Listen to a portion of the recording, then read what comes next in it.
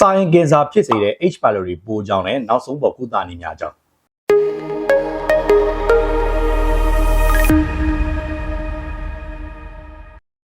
အားလုံးပဲမင်္ဂလာပါကျွန်တော်ကတော့ Yuba Clinic ဘကို channel မှာကျန်းမာရေးပူဇော်ရအများကြီးဖြန့်ပြီးပေးတဲ့ဒေါက်တာ Yuba ဖြစ်ပါတယ်ဒီဗီဒီယိုလေးမှာတော့ကျွန်တော်ပေါ့နော်ဒီအစာရင်ပိုးလို့တော်တော်များလူသိများလာကြတယ်အစာရင်ကင်ဆာဖြစ်စေတဲ့ပိုးတစ်မျိုးကြောင့်ကိုပြပြပေးသွားမှာဖြစ်ပါတယ်ပြီးတော့သူ့ရဲ့နောက်ဆုံးပေါ်ကုသနည်းအကြောင်းမှာပြပြပေးသွားမှာဖြစ်ပါတယ်ပေါ့နော်ဒီအစာရင်ပိုးလို့ခေါ်တဲ့ H pylori ပိုးဟာဒီကမ္ဘာ့ကျန်းမာရေးအဖွဲ့အစည်းဆိုရှင် Group 1 carcinogen ဖြစ်နေသတ်မှတ်ထားကြတယ်ပေါ့နော်Group 1 carcinogen တော့ကျွန်တော်နားလည်အောင်ပြောပြမယ်ဆိုလို့ရှင်တော့ကင်ဆာဖြစ်စေတဲ့အဓိကတိကျခံဖြစ်သတ်မှတ်ထားတာပေါ့နော်ဒါကြောင့်မလို့ဒီ H pylori ပိုးကကျွန်တော်တို့မြန်မာနိုင်ငံမှာဆိုလို့ရှင်ကူးစက်ခံထားတဲ့လူတော်တော်များလည်းဒီလူဦးရေ90%လောက်ရှိလို့ပြောကြတယ်ပေါ့နော်အဲ့တော့အစာရင်ကင်ဆာဖြစ်တဲ့တဲ့ကြောင့်မလို့ဒီ H pylori ပိုးဒီတော်တော်လေးကိုအရေးကြီးတဲ့ပိုးမျိုးဖြစ်ပါတယ်အဲ့တော့ဒီဗီဒီယိုလေးမှာတော့ဒီ H pylori ပိုးအကြောင်းသိတိုက်တာတော်တော်များကိုဆွေးနွေးပေးသွားမှာမလို့ဗီဒီယိုလေးကိုစုံနေကြည့်ဖို့အတွက်ဖိတ်ခေါ်ချင်ပါတယ်အဲ့တော့ဗီဒီယိုလေးစလိုက်အောင်နော်ကိုယ့်ရဲ့ကျန်းမာရေးပြဿနာတွေကိုဒေါက်တာယူပါနဲ့ online ကနေပဲဖြစ်ဖြစ်လူကိုယ်တိုင်လာရောက်ပြီးတော့စိတ်ကမ်းမှာပဲဖြစ်ဖြစ်ဆွေးနွေးကြနေဆိုလို့ရှိရင်တော့ဖုန်းနံပါတ်399393593929မနက်8:00နာရီကနေပြီးတော့ညနေ6:00နာရီအတွင်းမှာအသေးစိတ်စုံစမ်းမေးမြန်းလို့ရပါပြီရှင်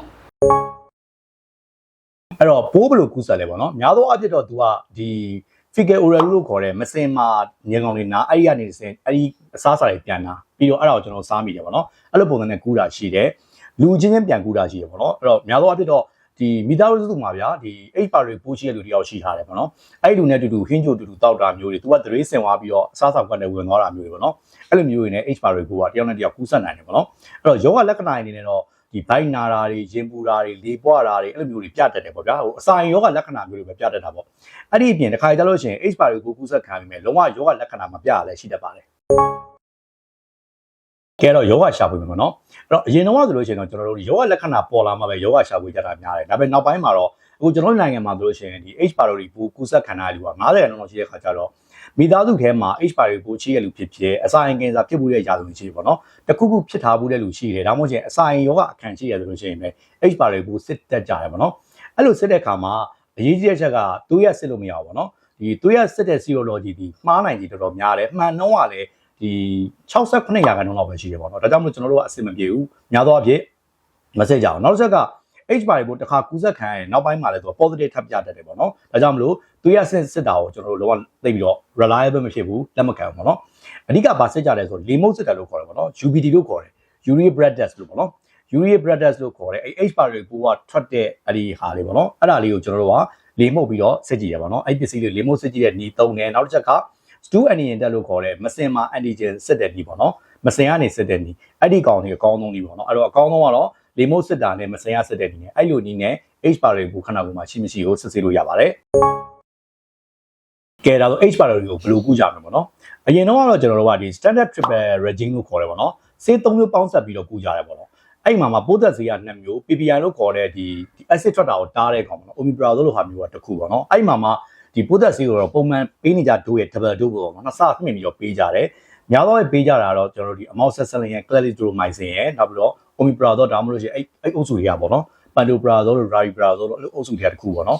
အဲ့ဒါကို14ရက်တိတိပေးရတယ်ပေါ့နော်14ရက်တောက်ပြီးသွားရင်နောက်ပိုင်းအဆင်ပြေသွားတယ်ပေါ့ဒါပေမဲ့ခက်တာနောက်ပိုင်းမှာကျွန်တော်မြန်မာနိုင်ငံမှာဆိုရှင်ဒီ clarithromycin resistant အရန်ဖြစ်လာပြီ clarithromycin ဆေးကိုမတိုးတာဆေးရင်ပါတာအရန်ဖြစ်လာတဲ့အပြင်နောက်ထပ် regime တွေပေါ့ဒါကျွန်တော်နမူနာပြတာနော် amoxicillin clarithromycin PPI ဆို regime တစ်ခုပေါ့နောက်ထပ် triple regime တွေရှိသေးတယ်အဲ့တော့ channel ထဲမှာလည်း metronidazole ကိုလေကျွန်တော်တို့ဒီမြန်မာနိုင်ငံမှာဆိုရင်80%လောက်က resistant ရပြီပေါ့နော်ခုခံရနေပြီအဲ့ဒီခါကျတော့နောက်ပိုင်းမှာဒီ triple regime နဲ့ဆိုလို့ရှိရင်လုံးဝအဆင်မပြေတော့ဘူး H pylori ပိုး14ရက်တက်တယ်ဒါပေမဲ့နောက်တစ်လလောက်ကြာတဲ့အခါမှာပြန်စစ်တဲ့အချိန်မှာ H pylori ပိုးမသေးဘူး positive ပဲပြန်ပြနေတယ်ပေါ့ဒါကြောင့်မို့နောက်ပိုင်းမှာဒီ quadruple regime ပေါ့နော်ဆေး၄မျိုးပေါင်းစပ်တာကိုသုံးလာကြတယ်အဲ့ဒီမှာ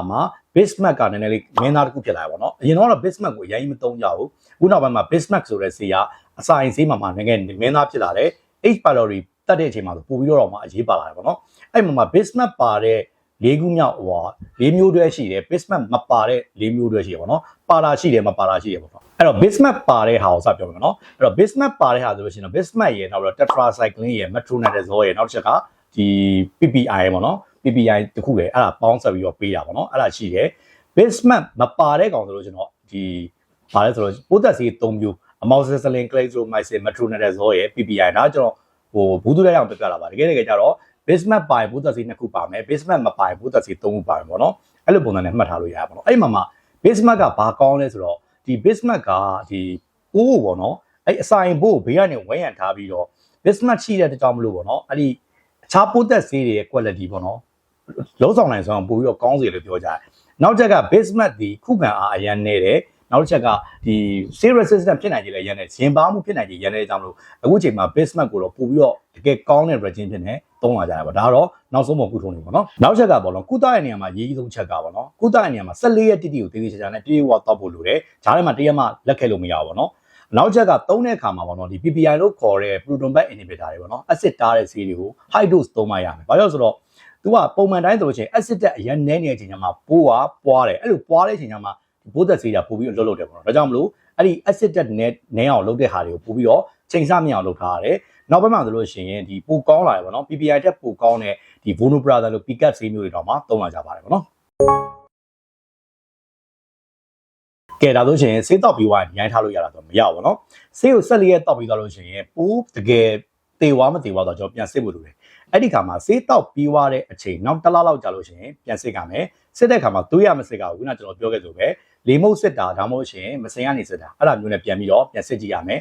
နောက်တစ်ချက်ကပေါ့နော်ဆေးတောက်ပြီးတစ်လကြာလည်းဖြစ်ဖို့လိုတယ်နောက်တစ်ချက်ကဒီ PPI လို့ခေါ်တဲ့အစာရင်ဆေးတွေကိုလည်း2ပတ်လောက်ဖြတ်ထားရမယ်အခါကျရင်အစာရင်ဆေးဆက်တော့လာကြည့်တတ်တာပေါ့နော်အဲ့တော့အစာရင်ဆေးကိုလည်း2ပတ်လောက်ကြိုဖြတ်ထားမှဖြစ်မယ်ဒါမှမဟုတ်ရှင်တော့ false positive false negative တွေထွက်နိုင်တယ်ပေါ့နော်မှားပြီးတော့အဖြေထွက်နိုင်တယ်ပေါ့အဲ့တော့ဒါကတော့ပြန်စစ်တဲ့ဟာပေါ့နော်ဒါပေမဲ့တတိထားမဲ့ချက်ကဘာလဲဆိုလို့ရှိရင်ပြန်ဖြစ်တတ်တယ်ပေါ့နော်အပြန်ဖြစ်တဲ့ဆိုတဲ့နေရာမှာ तू ကငကိုတွေကပိုးမသေးပဲနဲ့တေတဲ့ဒီရှိတဲ့ပိုးတွေပြန်ကြွလာတာရှိတယ်နောက်ချက်ကနောက်တစ်ခါ reinfection လို့ခေါ်တယ်နောက်တစ်ခါပိုးထပ်ဝင်တာရှိတယ်ပေါ့နော်ဟိုကိုကတေချာမတန့်ရှင်းတဲ့စားစာတွေပြန်စားမိတာတွေအချင်းချင်းပြန်ကူးမိရတဲ့အကြောင်း reinfection ပြန်ရတာရှိတယ်ပေါ့အဲ့တော့ဒါတွေကိုပြန်ကာဝယ်ဖို့ဆိုကျွန်တော်ဘာလုပ်ဖို့လိုလဲဆိုလို့ရှိရင်အစားအစာတွေကိုမစားခင်မှာလက်ကိုတေချာဆေးဖို့လိုတယ်အိမ်နာတက်ပြီးလို့ပြန်လာတဲ့အခါမှာလက်ကိုတေချာဆေးမယ်နောက်ပြီးတော့ဒီသမင်းဟင်းတွေပါတယ်လည်းတေချာနဲ့ပူပူလောင်လောင်လေးနဲ့တေချာလက်ဆက်ဆက်လေးနဲ့တေချာနဲ့ချက်ပြုတ်စားသားဖို့လိုတယ်ပေါ့နော်အဲ့ဒါလေးသတိထားဖို့လိုတယ်နောက်ချက်ကသွားပေါ့နော်ဒီတချီးတွေမှာဆိုလို့ရှိရင် H pylori ပိုးတွေကခုဒီထဲမှာအောင်းနေနိုင်တဲ့ကြောင့်မလို့သွားကြမှာယူတေချာကူးဆက်ဖို့လိုတယ်ပေါ့နော်အဲ့ဒါဆိုလို့ရှိရင်တော့ဒီ H pylori ပိုးကနောက်တစ်ခေါက်ပြန်ဖြစ်တာကိုအများကြီးကာဝယ်ပေးနိုင်မှာဖြစ်ပါတယ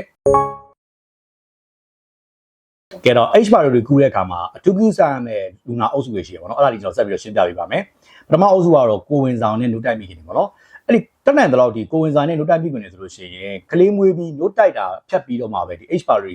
တက်တာတော့လုပ်စေချင်တယ်ပေါ့နော်ဘာဖြစ်လို့လဲဆိုတော့ဒီ H pylori တက်တဲ့ဆေးတွေမှာပါတဲ့ bismuth လို့ဆေးမျိုးတွေ tetracycline လို့ဆေးမျိုးတွေကများသောအားဖြင့်တော့ဒီကလေးတွေမှာသွားထိခိုက်နိုင်တယ်တို့တွေမှာလည်းပါနိုင်တယ်ပေါ့နော်နောက်ပြီးတော့ကိုဝင်ဆောင်မှာလည်းပြဿနာတက်နိုင်တယ်ဒါကြောင့်မလို့တက်နိုင်တဲ့လောက်တော့ကိုဝင်ဆောင်နဲ့နှုတ်တိုက်မိခင်တွေဆိုလို့ရှိရင်အဲ့ဒီနှုတ်ဖြတ်ပြီးတဲ့အချိန်ကြီးစောက်စေချင်တယ်ပေါ့ဒါတစ်ပိုင်းပေါ့နော်နောက်တစ်ခုကကလေးတွေပေါ့တချို့ကအမေတွေဖေတွေဖြစ်ပြီဆိုလို့ရှိရင်ကလေးပေါက်စနာလေးတွေပါလိုက်ပြီးတော့ H pylori စစ်ပြီးတော့တင်းလိုက်ပြီးတော့ H pylori ကို eradication လုပ်ချင်ကြတယ်ပေါ့ဗျာပြောရရင်တော့ over education ပေါ့အရန်ပညာတက်တုံသွားတာပေါ့တကယ်တည်းကျတော့ကလေးတွေမှာဆိုရှင်အစာရင်ကင်ဆာဖြစ်နိုင်ကြီးကနည်းနည်းနဲတယ်နဲတဲ့ခါကျတော့ဒီမိခင်တွေကလေးအဖေတွေမှာဖြစ်တိုင်းပေါ့နော်ကလေးတွေကိုအတင်းကျပ်စစ်ပြီးတော့လုပ်တာမျိုးမလုပ်စေချင်ဘူးနောက်တစ်ချက်က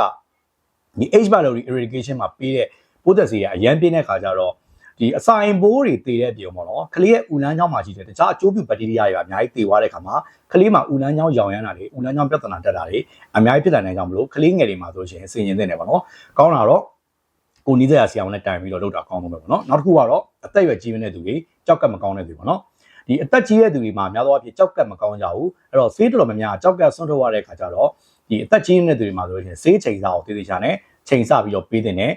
ဒီလူငယ်တွေပေးတဲ့ဆေး dose တိုင်းပေးလို့မရဘူးပေါ့နော်အဲ့ဒါလေးသိထားဖို့လိုပါတယ်ကဲဒီလောက်ဆိုလို့ရှိရင်အစာရင်ကင်ဆာကိုအဓိကဖြစ်စေနိုင်တဲ့ H pylori ပိုးရဲ့နောက်ဆုံးပေါ်ကုသမှုတွေအကြောင်းနဲ့ဆောင်းရန်ရှောင်းရင်လိုက်နာရမယ့်ကောင်တွေကိုအားလုံးသိသွားကြမယ်လို့ပြောနေပါတယ်ဒီဗီဒီယိုလေးအားလုံးနဲ့ကျိုးလုံးတရားရှိရဆိုရှင် comment မှာ just လို့မှန်ရင်ကျွန်တော်အားပေးခဲ့ပါအောင်နောက်ထပ်ဗီဒီယိုလေးကျွန်တော်ထပ်ပြီးတော့တင်ဆက်ပေးပါအောင်မယ်ဒါကြောင့်မို့ကျွန်တော်တို့ရဲ့ Yuba Clinic Bego Channel ကိုအများနဲ့စောင့်မျှော်အားပေးကြပါလို့ပြောနေပဲအားလုံးပို့ဆက်လိုက်ပါတယ်ကျွန်တော်ကတော့ Yuba Clinic Bego Channel မှာကျမရဲ့ဗီဒီယိုအများတင်ဆက်ပေးနေတဲ့ဒေါက်တာ Yuba ဖြစ်ပါတယ်နောက်ထပ်ဗီဒီယိုမှာပြန်တွေ့ကြမယ်နော်